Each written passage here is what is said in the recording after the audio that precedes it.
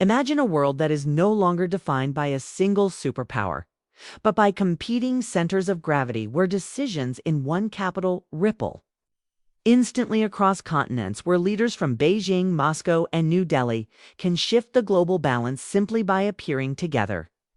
That is not science fiction. That is the geopolitical reality unfolding right now. And at the very heart of this shift is a summit that could redefine the global order for decades. Chinese President Xi Jinping is preparing to host Russian President Vladimir Putin and Indian Prime Minister Narendra Modi in Beijing. It's an event that is already being described as a dramatic challenge to U.S. dominance.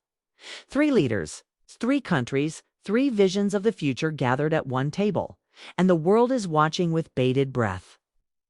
This is not just another meeting between heads of state. This is a statement of intent. It is a message to Washington and its allies that Asia is no longer willing to play by rules set elsewhere. By inviting Putin and Modi, Xi is showcasing China's growing influence.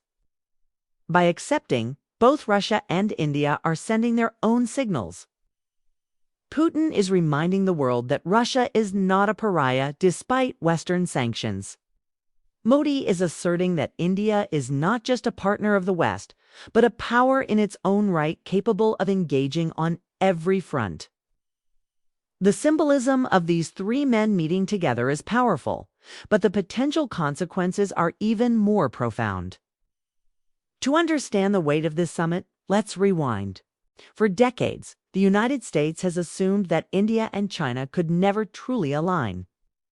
Their rivalry over borders, their competing ambitions, their clashing visions for Asia seemed like permanent obstacles. Washington counted on that rivalry as part of its long-term strategy.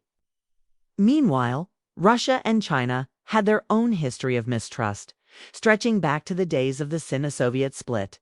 Yet, here we are.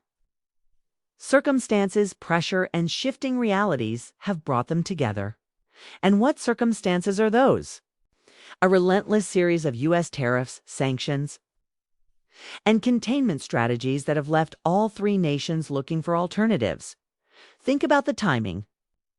The U.S. has just ramped up tariffs, particularly targeting imports from China and India. Russia continues to face sweeping sanctions over the war in Ukraine.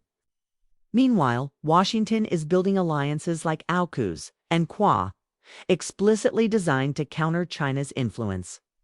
Instead of pushing these nations apart, this pressure is driving them toward each other. What we are seeing is a classic case of geopolitics creating strange bedfellows. Enemies are willing to sit down together if it means balancing against a greater threat. And right now, that greater threat in their eyes is American dominance.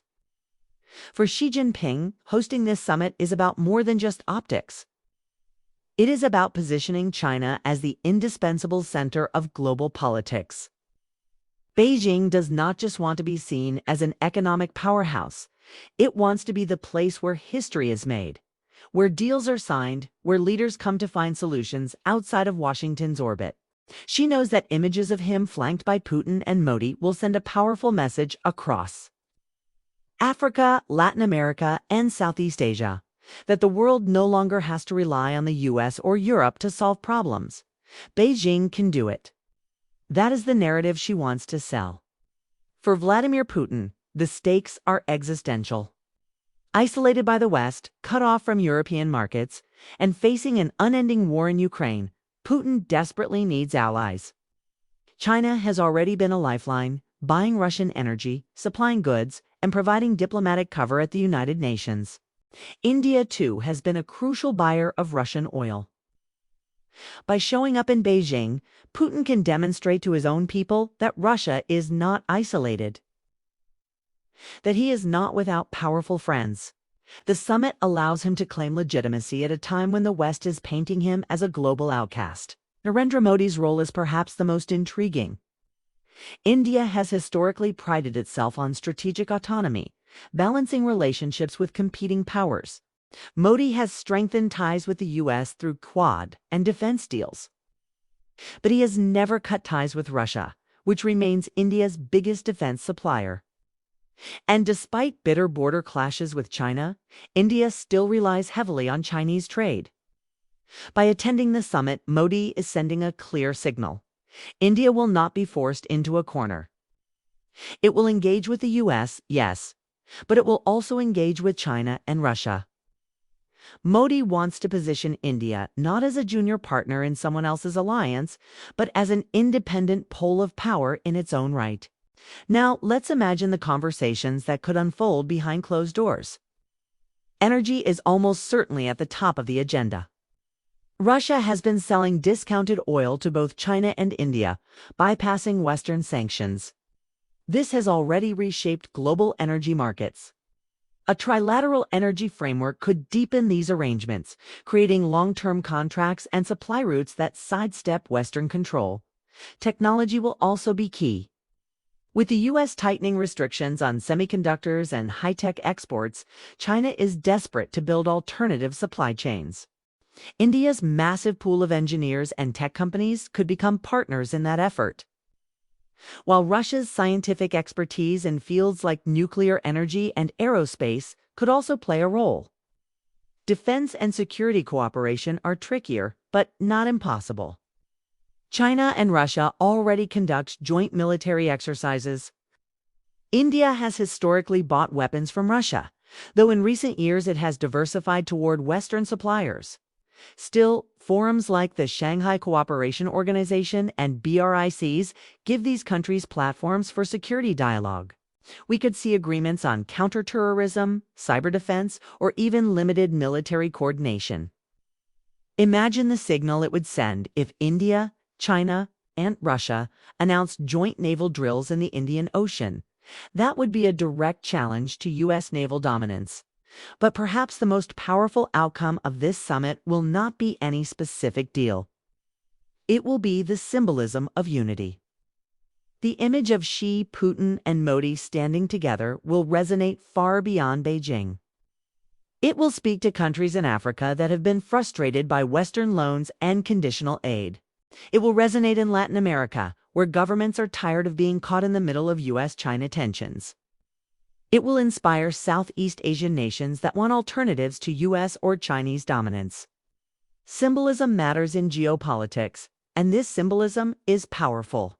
Of course, there are limits. The contradictions between these countries are deep and real. India and China are not suddenly going to forget their border disputes. Russia and China may be close now, but their long-term interests do not always align.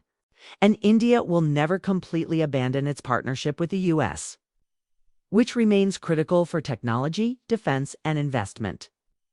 But in geopolitics, alignment does not require perfect friendship.